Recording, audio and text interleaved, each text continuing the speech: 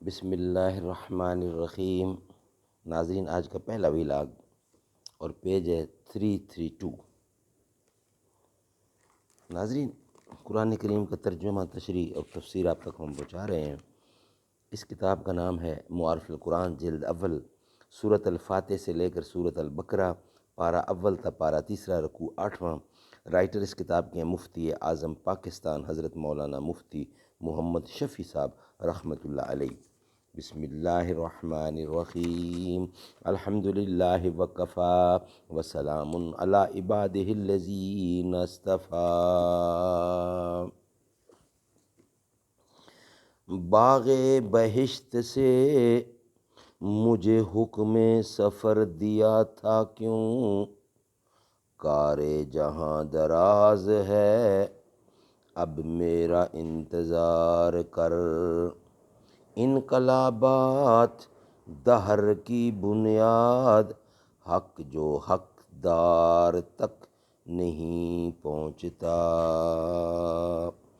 بہت برباد ہیں لیکن صدائے انقلاب آئے، وہیں سے وہ پکار اٹھے گا جو ذرہ جہاں ہوگا۔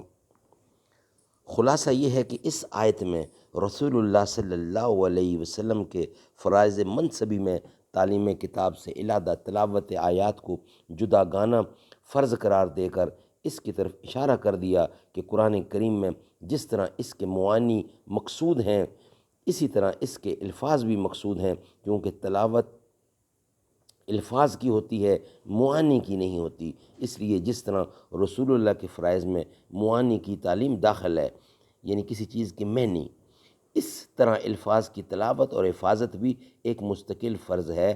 اس میں شبہ نہیں کہ قرآن کریم کے نزول کا اصل مقصد اس کے بتائے ہوئے نظام زندگی پر عمل کرنا اور اس کی تعلیمات کو سمجھنا اور سمجھانا ہے۔ محض اس کے الفاظ رٹ لینے پر قناعت کر کے بیٹھ جانا قرآن کریم کی حقیقت سے بے خبری اور اس کی بے قدری ہے۔ یعنی صرف رٹا سے کام نہیں چلے گا، بلکہ اس پہ عمل درآمد اور لوگوں کو پڑھاؤ اور سکھاؤ، یہ اصل اس کی ریکوائرمنٹ ہے۔ اللہ تعالیٰ سمجھ دے، بوجھ دے۔ میری قسمت میں مدینے کا سفر لکھ دینا، شام مکہ میں مدینے میں سحر لکھ دینا۔ ایک طرف باغ جنا، ایک طرف در ان کا، خلد کے بدلے فقط طیبہ نگر لکھ دینا۔ چل مدینے میں بلاتے شاہ عالم تجھ کو، میری تقدیر میں ایک ایسی خبر لکھ دینا۔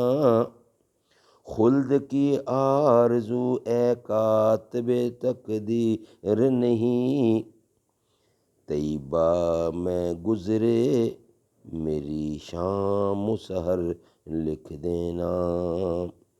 کوئے سرکار میں اے کاش فضا آ جائے، زندگی طیبہ میں ہو میری بسر لکھ دینا۔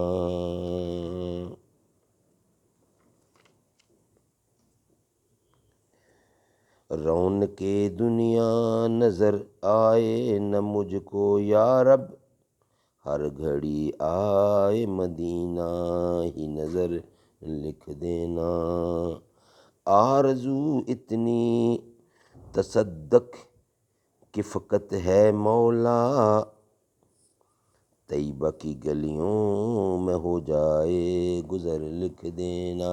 میری قسمت میں مدینے کا سفر لکھ دینا، شام مکہ میں مدینے میں سحر لکھ دینا۔